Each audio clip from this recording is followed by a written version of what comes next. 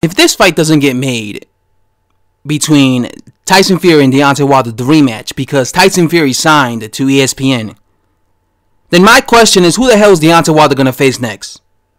Alright, now, I've read some reports and they said that if the only way that Deontay Wilder would be able to face Tyson Fury would be if he joins ESPN too, or if he does this kind of this kind of contract where he fights under ESPN, or a joint commitment, something like that, whatever. But I'm not gonna get too into it, but because this video is about if the fight doesn't actually happen. If this fight actually doesn't happen, right? If it doesn't get made because of this whole thing, because of Tyson Fury's lucrative deal with ESPN, who is Deontay Wilder supposed to fight? Okay, who is Deontay Wilder supposed to fight next? Joshua's fighting Miller. Dillian White is fighting Dominic Brazil, most likely, because they're now fighting for the position to face for the #1 mandatory for Deontay Wilder's WBC belt. What does Wilder wait until the winner of Dominic Brazil versus Dillian White?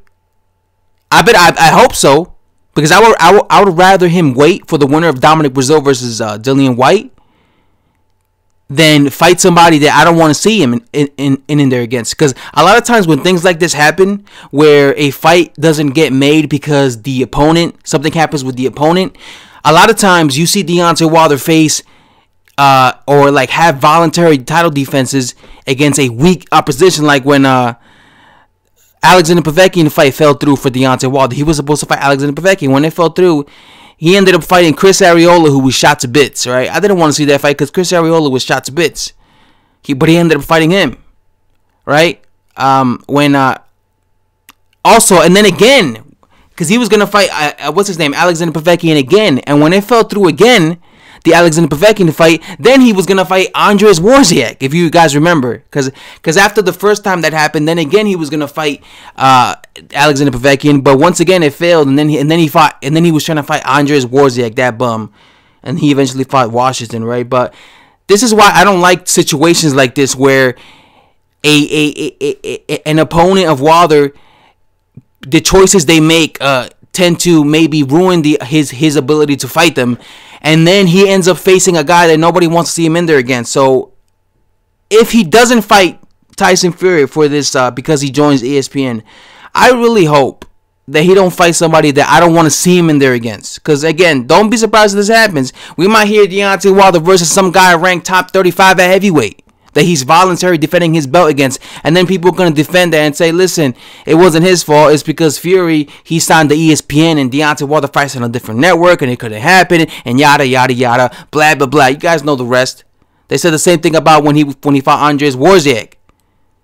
They give Wilder these excuses, so I really don't want that to happen. And I'm concerned and I'm worried about that, because I don't want Wilder. I hate when Deontay Wilder fights these type of fights that nobody wants to see him in there against. It's just gonna make people bash him more and criticize him more. So hopefully this doesn't fuck it up for Deontay Wilder and Tyson Fury rematch. Hopefully he could do a deal with Top Rank or ESPN and still have the fight happen. Since he's fighting on ESPN, maybe they could do a thing where Deontay Wilder, where ESPN could broadcast Deontay Wilder versus the Tyson Fury rematch.